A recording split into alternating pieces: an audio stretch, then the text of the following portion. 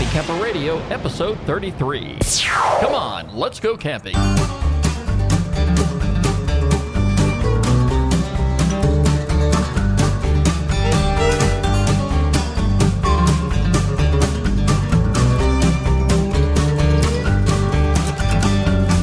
It is good to be back once again. Hello, everybody, and welcome to the Happy Camper Radio Show, the only place you need to be when you're ready to talk camping. Camping is what we're about. Camping is all we talk about. This is, like I say, the Happy Camper Radio Show. And a smiling face has returned to the studio. Hello, Daniel. Hello. You all doing fine today? Great. I'm off today, so. Oh, that's can't be good. That's can't great be better. news. I mean, hey, it doesn't get any better than that.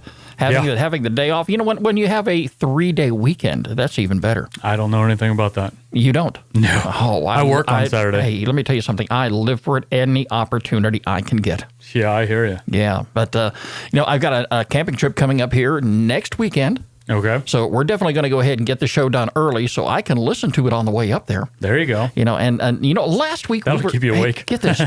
Last week, let me start by saying this was a fantastic week for me because I've got some new gear. Look what I've got over here in the studio. What do you got?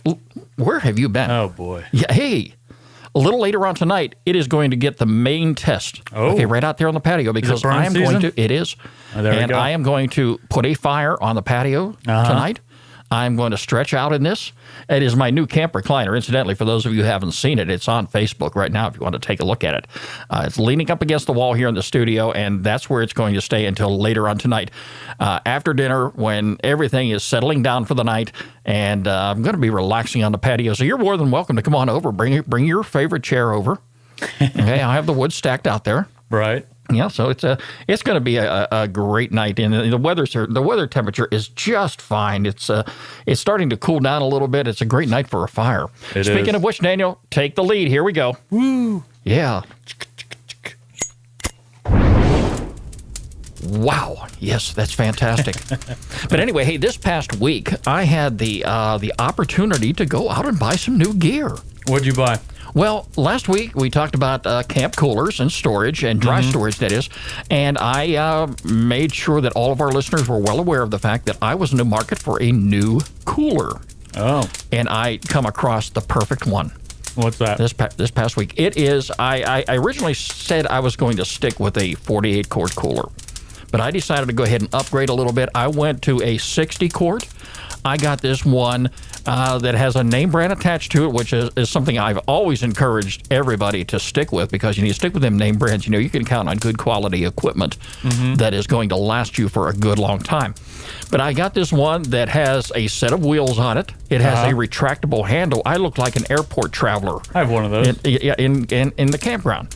And, it doesn't matter. Load your gear up here and, just tilt it and carry it along with you. So how long does it carry ice, does it say? This one here carries ice for 4 days. I never believe that. Well, I never believed that.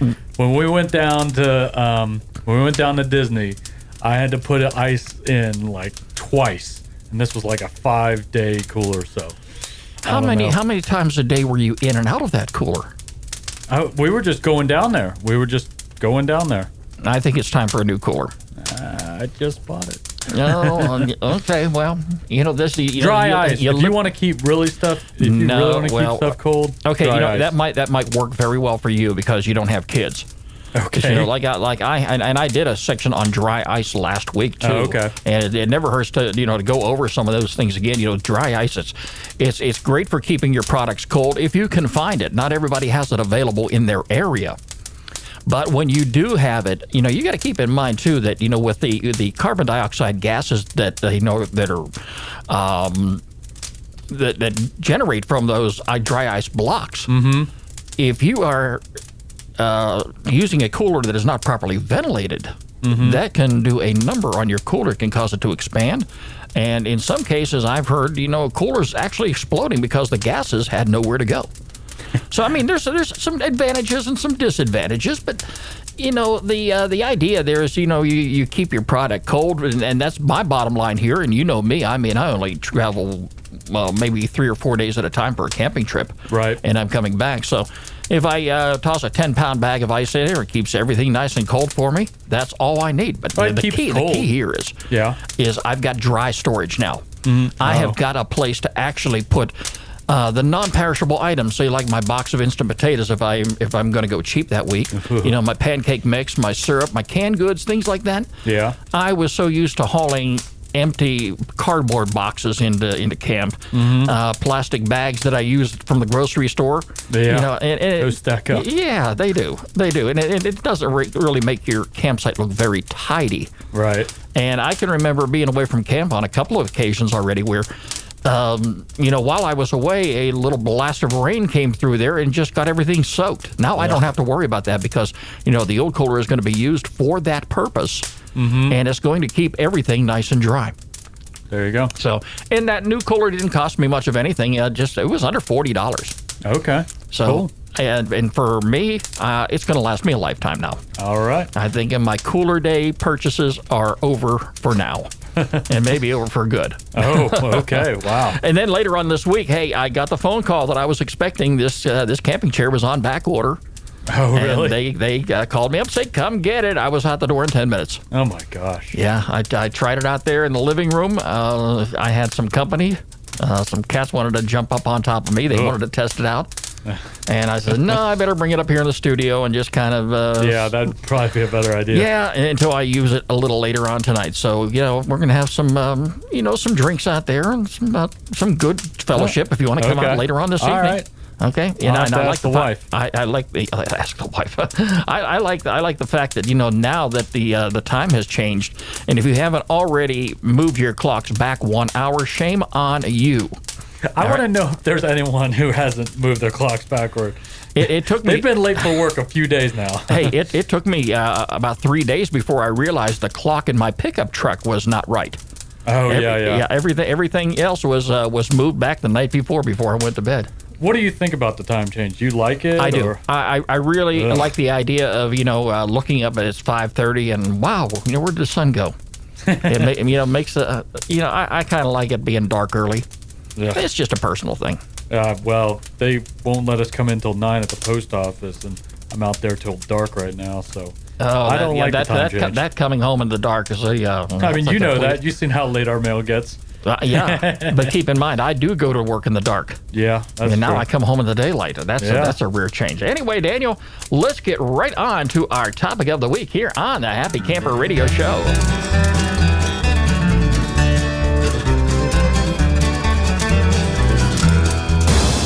All right. Well, hey, I'm looking at some very professional show notes here. Yes, and they are. We've got a lot of good topics we're going to be talking about today. We're going to be talking about the Veterans Day coming up. Yep. That's Daniel, a 3-day weekend. Yeah, and Daniel, you're going to be talking about your service to our country, and thank you so much for that. Yep. Yeah, as well as anybody else out there, that has served and done that well for our country. We thank you so very much. All right, Daniel, I understand you're going to be talking a little bit about the Boy Scouts. Now, you were a Boy Scout at one time in your life, weren't you? I was. I was for a brief period. Okay, and then I had other things to do. But that is a very worthwhile organization. Right. Both Boy Scouts and Girl Scouts to be in. Tell us about it. Okay, so I was in Boy Scouts. Well, I was in Cub Scouts first. And then I was in Weeblos, and I was in Boy Scouts. And basically, I'm just going to talk about, how scouting came to be and everything. Well, basically, it started over in England in the early 20th century, where this British Army officer, he wanted to teach teach his fellow troops how to do the survival stuff, like the first aid and, frontier skills. And he wrote this book called Aids to Scouting, and he noticed when he wrote it, it kind of caught on with small kids and everything.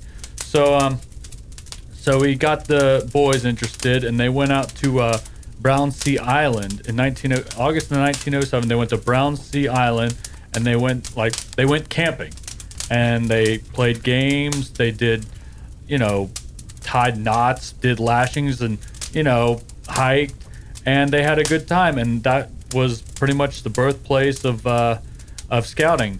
So the next year he published a book called Scouting for Boys, and it grew and grew. The same year, more than 10,000 boys attended a rally held at the Crystal Palace, and mere 2 years later, membership in Boy Scouts had tripled.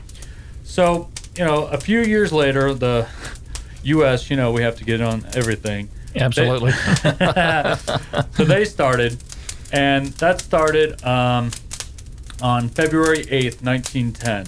That's when Boy Scouts started in America. And Scouting has grown in the United States from 2,000 in 1910 to millions today. From a program for Boy Scouts only, it spread into a program called Tiger Cubs, which is Cub Scouts, then there's Webelos, then there's Boy Scouts, then there's Varsity Scouts and Venturers. Now, I don't know about Varsity Scouts and Venturers, but actually, right before I joined Cub Scouts in 1982, they started doing what are called Tiger Cubs, and that's like for really small kids that are about like kindergarten age. Mm-hmm. But I started Cub Scouts in probably about second grade, and what Cub Scouts is it's based on a lot of it's based on the Jungle Book. And like when you first get in, there's like 4 badges. There's there's Did you ever, not to interrupt you, but I mean, did you ever do any camping when you were a Cub Scout?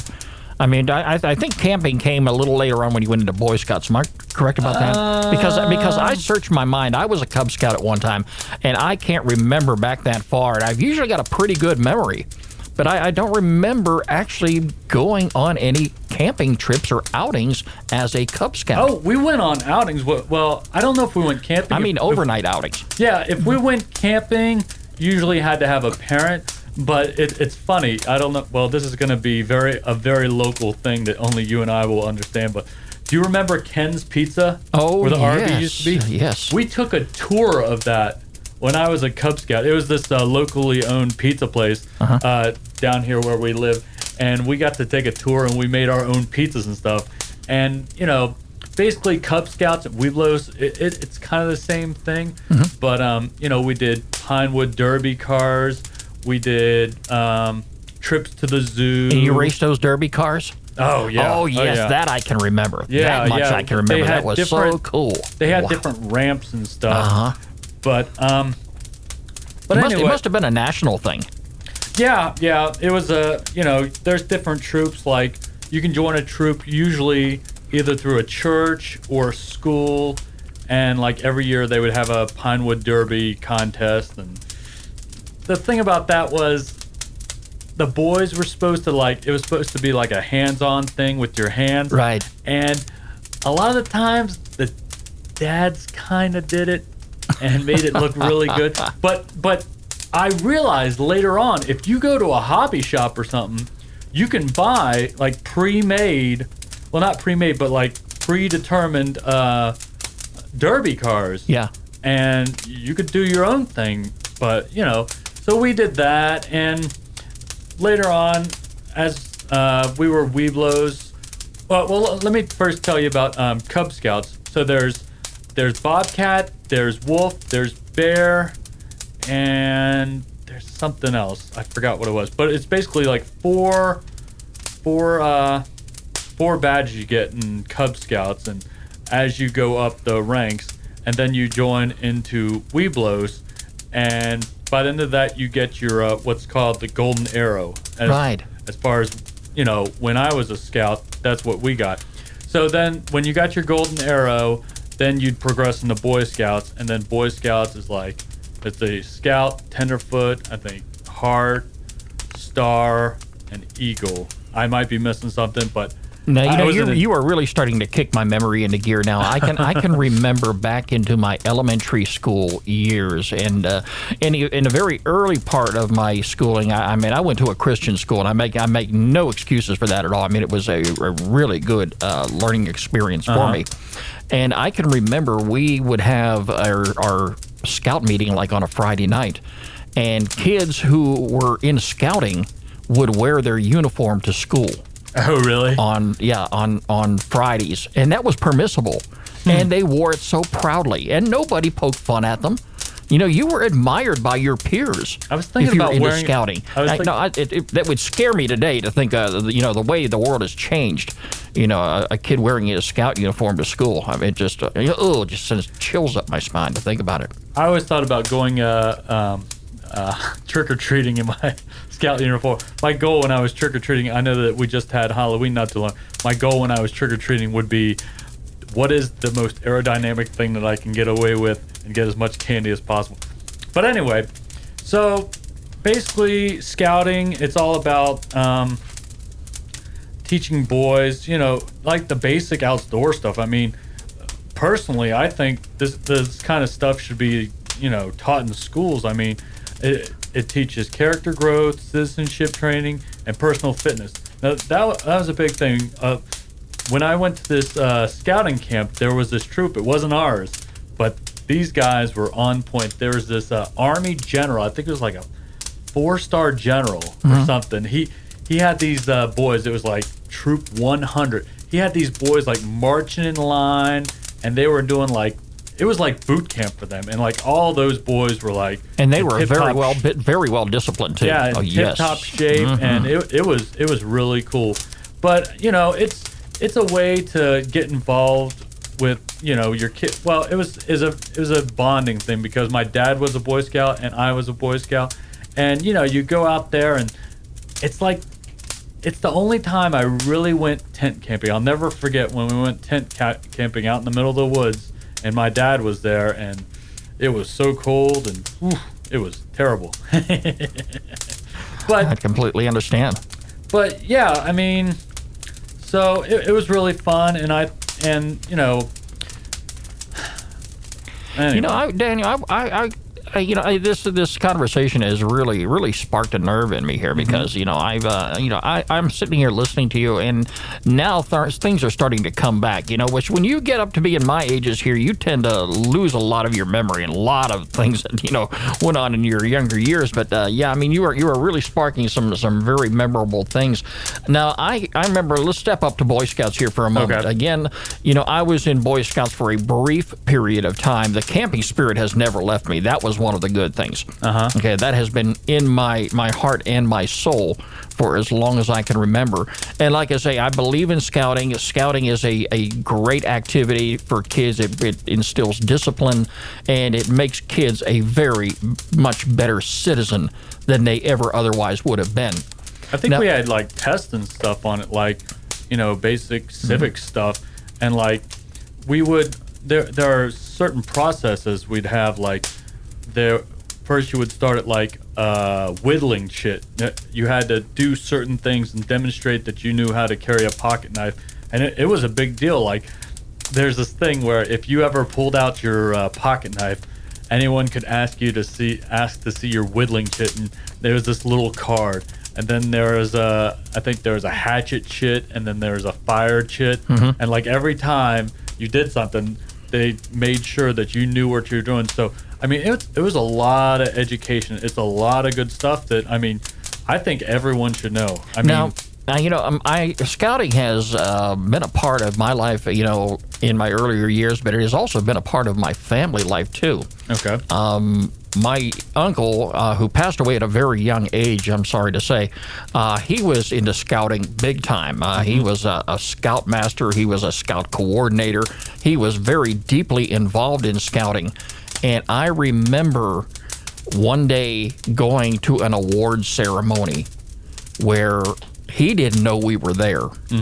And I think he knew something was up because he was receiving a very high honor in scouting.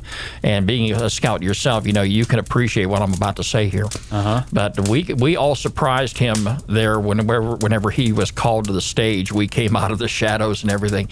But he was actually called onto the stage.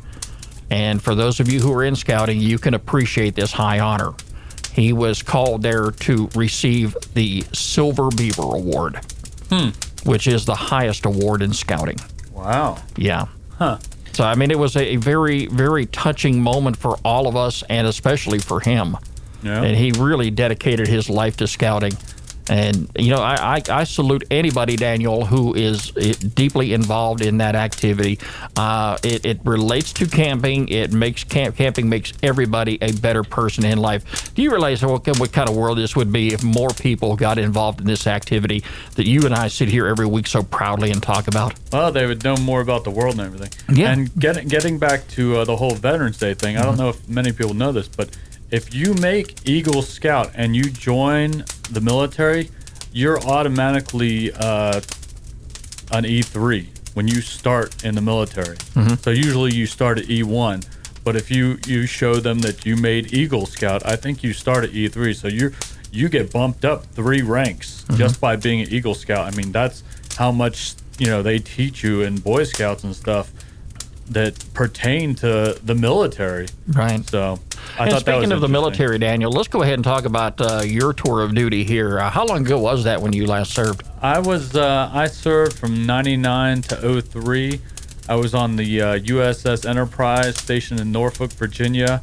We were the first ones to strike back at Operation Enduring Freedom. About a month or so after 9/11, I was building up bombs in the belly of the Oh, my the belly of heavens. the Enterprise, and we were sending them up and putting them on planes to go kill some bad guys.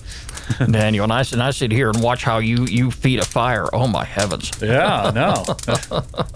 It's the ordnance So, in so me. you served a 3-year tour, correct? Well, it was it was about 4 years. It was 4 years. It was from July 99 to July 03.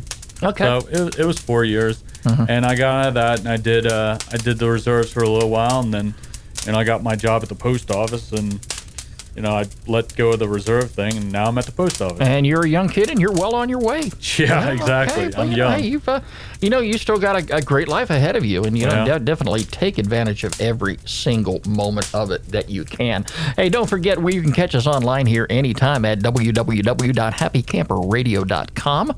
You can like us on Facebook, follow us on Twitter at Camp Talker, and add us to your circles on Google+.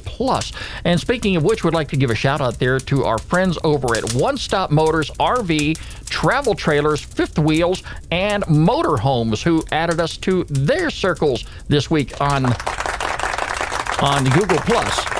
So, hey, check out their website, too. I've already been there. It's a great place to visit. Now, of course, you can check out any one of our social media sites by going to our homepage, which, again, is www.happycamperradio.com. We're talking about Scouts today. Daniel shared with us a little bit about his service to our country. And, again, our salute goes out to you and all the fine men and women of the U.S. military. Let's talk a little bit about Veterans Day coming up. Daniel, do you have anything special in mind? Well, there's this thing that I've been doing ever since I was in the military. Golden Corral has I ate there the other day. It has a free buffet for veterans. Like, I think the Monday, well, I think it's like the Tuesday or Wednesday after Veterans Day, you can go to Golden Corral and get a free buffet. And that's, if you're a veteran. I'm sure that is the day that they are Lined probably... up. It's packed out. It is, and if you're up there too, I know that they're constantly keeping the buffet table filled. But it's the only time of year that we go to Golden Corral. It's become a tradition, and every year we go there, and it's pretty cool. They have the VFW up there. They have some World War II vets, and it's really good. It's really nice to see people honoring people that have done what I've done. I mean, when you're in there, you just don't feel like anyone cares, but they do. They really do, and it's a real sacrifice. No matter what you do, I mean, you sacrifice your life. Well, for you and those of our members of the military who are serving and those who have served, trust me when I tell you, don't get discouraged by some of the negativity that is out there right now, okay? Because there are a ton of people out there who are grateful and are very happy that you have been there for us. In fact, this week, Daniel, I've got tip my hats off. And I know you've read this in the newspaper, or probably seen it on the news. Those members of the military who were coming home, and the folks in first class who gave up their seats so they could all sit together on the way home. I mean, that right there is it just melts your heart when things like that happen. I know the USO, like I was picking up from the airport down here in Atlanta, and every time some troops would come off the plane, they'd come up this big escalator. They'd have a bunch of volunteers from the USO, I have been to the airport waiting to pick up family before, and I have seen them come through. I mean, it's just not the USO that's standing there applauding. I mean, everybody in the airport gets off their out of their seat. Yeah, and I mean, that's just this is just a warm welcome home every time you see that. Yeah. Today we are talking about camping. We are talking about Boy Scouts. We are talking about Veterans Day, Daniel's service to our country. It is a great time here on the Happy Camper Radio Show. And right now, we are going to take you to our feature campground of the week.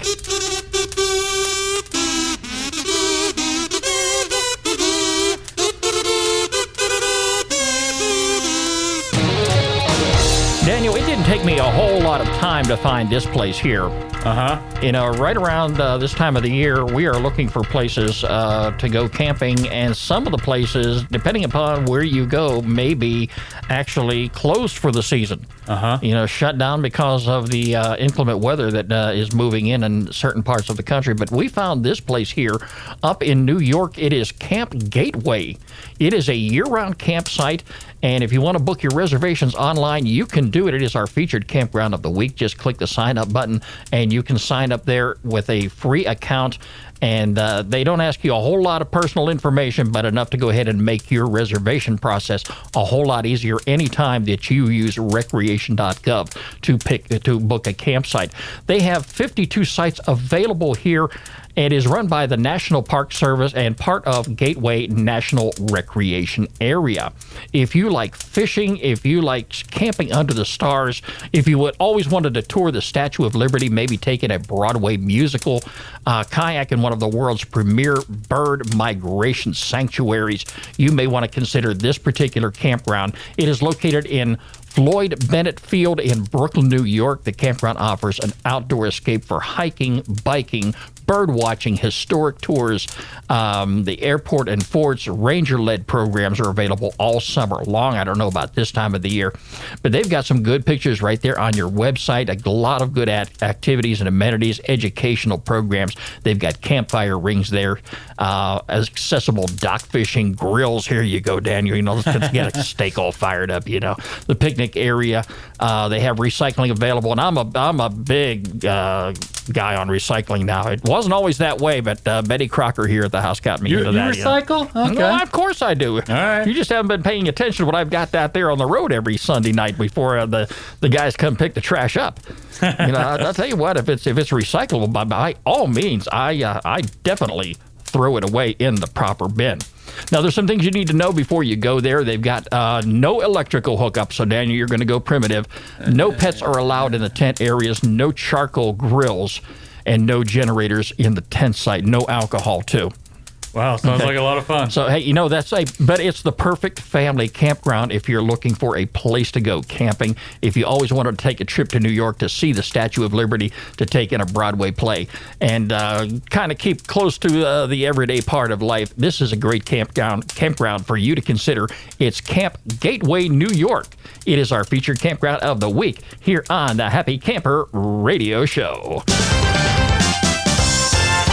And as always, if you have a campground that you would like Daniel and I to feature on the program, all you've got to do is drop us an email, Skip, SKIP, at happycamperradio.com, or you can email this guy, Daniel, at happycamperradio.com. And just make sure that you include a link to the campground's website when you email us, because we want to throw that up there under the Feature Campground tab. Daniel, this show went by way too quick today. Oh, did it? But it's been a great day. I've enjoyed talking to you. You brought back a lot of good memories. Okay. And we talked about a lot of good things today.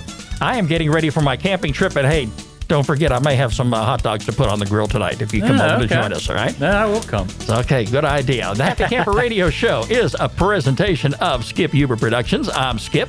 I am a happy camper, and no doubt about it, folks, you can be one too. We'll catch you next week. You're listening to Happy Camper Radio.